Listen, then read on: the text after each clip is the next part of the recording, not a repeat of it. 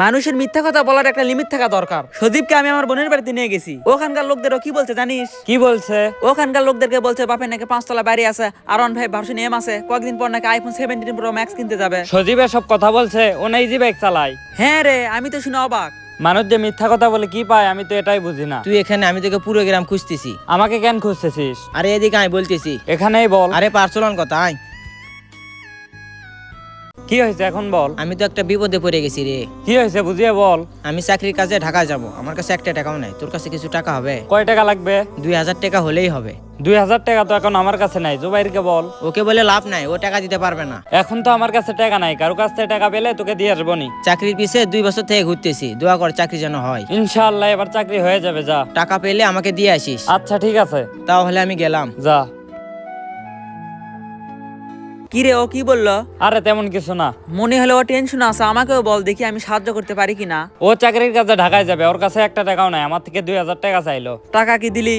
আমার কাছে তো 2000 টাকা নাই, আমি ওকে বললাম কারো কাছ থেকে নিয়ে তোকে দিয়ে আসবো নি। আমার কাছে তো টাকা নাই, আমি যদি টাকা পাই তোকে দেবো নি, তুই ওকে দিয়ে আসিস। আচ্ছা ঠিক আছে, তোর কি সন্ধ্যার সময় কাজ আছে নাকি?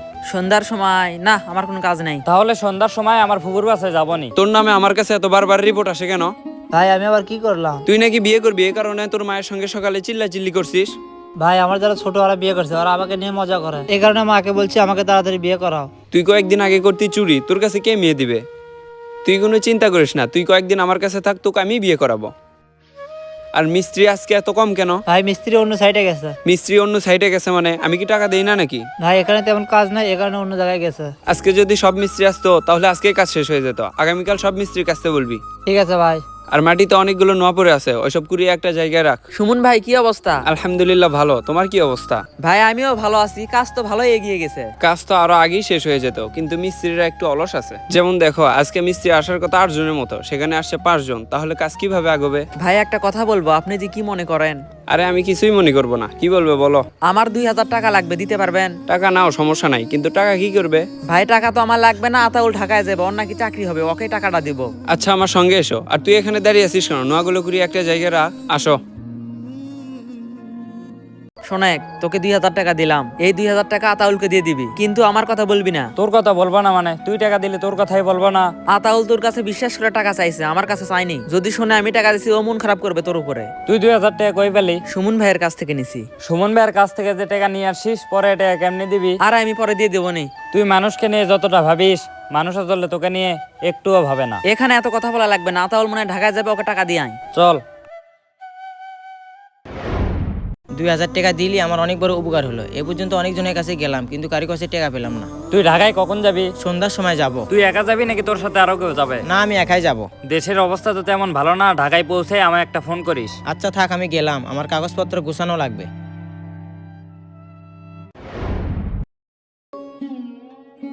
আতাউল যে, কি অবস্থা, কেমন আছো? এই তো ভাই ভালো। তোমাকে তো আর দেখাই যায় না, এখন কই থাকো? ভাই আপাতত বাসায় আছি, কয়েকদিন চাকরি চাপে ব্যস্ত ছিলাম। ও হ্যাঁ, তোমার চাকরির কি খবর? চাকরি কি হয়েছে? হ্যাঁ ভাই, আল্লাহর রহমতে আমার চাকরিটা হয়ে গেছে। চাকরি হলো, মিষ্টি খাওয়াবে না? ভাই মিষ্টি তো বাসায় দিয়ে আসছি, আপনি তো বাসায় ছিলেন না। চাকরি হলো, এবার বিয়ে শাদী করো। কাকে বিয়ে করব ভাই? একটা ভালোবাসার মানুষ ছিল, সে ছেড়ে চলে গেছে। অতীতকে মনে করে মনে কষ্ট নিও না, বর্তমান এবং ভবিষ্যৎকে সুন্দরভাবে সাজাও। আপনি ঠিকই বলছেন ভাই, আপনার খামারের কাজ শেষ হতে আর কয়দিন লাগবে? আর 1 সপ্তাহের মধ্যে সব কাজই শেষ হয়ে যাবে। ভাই কাজ শেষ হলেই তো গড়ে তুলবেন। হ্যাঁ। মানুষ নিজের ভালো কেন বোঝে না বলতো? মনসুর কাকা রবিউলকে কত বড় একটা দোকান করে দিল। রবিউল সেই দোকানে কি করে জানিস? কি করে? আমি দোকানে তেল নিতে গেছি, গিয়ে বলতিছে আমাকে তেল দে, আমাকে তেল দেয় না, বন্ধুদের সাথে আড্ডা দিচ্ছে, সিগারেট খাচ্ছে। মনসুর কাকার জন্য রবিউল নষ্ট হয়ে যাচ্ছে। তোকেও বলি, সুমন ভাই খামার দিচ্ছে, ওখানে কাজ কাম কর, আগে তো করতি চুরি। ভালোভাবে চলাফেরা কর, ভালো একটা বউ পাবি। আর তোর তো মনে হয় চাকরি ভালো, দেখলাম সবাইকে মিষ্টি খাওয়াচ্ছে। কি বলিস? আতাউল চাকরি পাইছে? হ্যাঁ রে, সবাইকে মিষ্টি খাওয়াচ্ছে। চাকরি পাইছে আর আমি জানি না, থাকতো আমি আসি। চাকরি পেয়ে যে আমি এতটা খুশি হয়েছি তোকে বলে বোঝাতে পারবো না। আচ্ছা চাকরি যে পেলি, একটা টাকাও লাগলো না? না, আমার তেমন টাকা লাগেনি। বর্তমানে চাকরি পেতে হলে লাখ লাখ টাকা লাগে, তুই টাকা ছাড়া কেমনি চাকরি পেলি? আমার যে কোম্পানিতে চাকরি হয়েছে, ওই কোম্পানির মালিক অনেক ভালো। আমাদের পারিবারিক সমস্যা কোম্পানির মালিককে সবকিছু খুলে বলছি, আমাকে চাকরি দিয়ে দিছে। তোর ভাগ্য অনেক ভালো, টাকা ছাড়াই চাকরি পেয়ে গেলি। কিরে মামা, চাকরি পাইলি, আমাকে তো বললি না? মানুষের মুখে আমাকে শুনতে হলো। তোকে কেন বলবো? চাকরি পেলি, মিষ্টি খাওয়াবি না? আমি কষ্ট করে পড়াশোনা করে চাকরি পেলাম, তোকে কেন মিষ্টি খাওয়াবো? আর তোকে আর কি বলবো, তোরা যেখানে খাওয়া পাস সেখানেই তো যাস। চাকরির কাজের জন্য ঢাকায় গেছিলাম, তখন টাকার দরকার ছিল, কই তুই তো টাকা দিসনি। তোরা হচ্ছে ফকনি যাস, যেখানে খাওয়া পাস সেখানেই যাস। আমি কষ্ট করে চাকরি পেয়েছি, ওকে আবার মিষ্টি খাওয়াবো? আমার মুখের সামনে আর কোনোদিন মিষ্টির কথা বলবি না। তুই ওর সাথে এইরকম ব্যবহার করলি কেন? কি করলাম আমি? ও তোর জন্য কি করছে জানিস? কি করছে? তুই ঢাকা যাওয়ার আগে আমি তোকে 2000 টাকা দিছিলাম, ওই টাকা কে দিছে বলতো? কেন, তুই যে দিসলি? ওই টাকা আমি তোকে দেই নাই, আমি অনেকজনের কাছেই গেছিলাম, কেউ আমাকে টাকা দেয়নি। পরে জোবাইরে আমাকে টাকা দেয়, পরে আমি তোকে টাকা দিছিলাম। কি বলিস এসব? যে তোকে বিপদে সাহায্য করলো তাকেই তুই অপমান করলি। থাক, আমি আসি।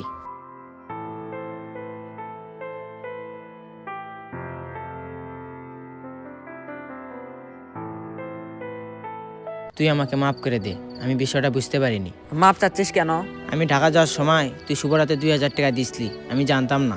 তার মানে টাকা দিছি দেখেই তুই মাপ চাইতে আসছিস? আর যদি টাকা না দিতাম তাহলে তো মাপ চাইতে আসতি না। শোনেক, তোকে কিছু কথা বলবো, মন খারাপ করিস না।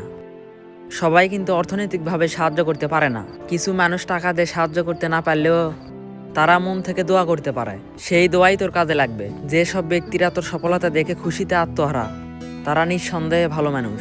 আর যাদের তোর সফলতা দেখে মনে হিংসা জন্ম নিবে, তারা নিঃসন্দেহে খারাপ মানুষ। মানুষকে সবসময় স্বার্থ ছাড়া ভালোবাসবি, তাহলে সব সময় জিতবি। আর মানুষকে যদি স্বার্থের জন্য ভালোবাসিস, তাহলে ওই স্বার্থ না পেলে তুই ঠকে যাবি। মনে কখনো অহংকার আনবি না। যে আল্লাহ তোকে উপরে তুলতে পারে, সে আল্লাহর তোকে নিচে নামাতে সময় লাগবে না। ভাই, মনে কষ্ট নিস না, তুই আমাকে মাফ করে দে, তোর সাথে অনেক খারাপ ব্যবহার করছি। মাপ চাওয়া লাগবে না, আমি মনে কষ্টে নেইনি, তোকে বোঝানোর জন্য কিছু কথা বললাম। আমার চাকরি হয়েছে, তোকে সর্বপ্রথম মিষ্টি খাওয়ানো উচিত ছিল আমার, কিন্তু তোকে মিষ্টি খাওয়াতে পারিনি। এখন তোকে মিষ্টি খাওয়াবো, চল। মানুষকে সবসময় স্বার্থ ছাড়া ভালোবাসবেন। ভিডিওটি ভালো লাগলে কমেন্ট বক্সে সুন্দর একটি মন্তব্য করে যাবেন। দেখা হবে নেক্সট ভিডিওতে। সবাই ভালো থাকবেন।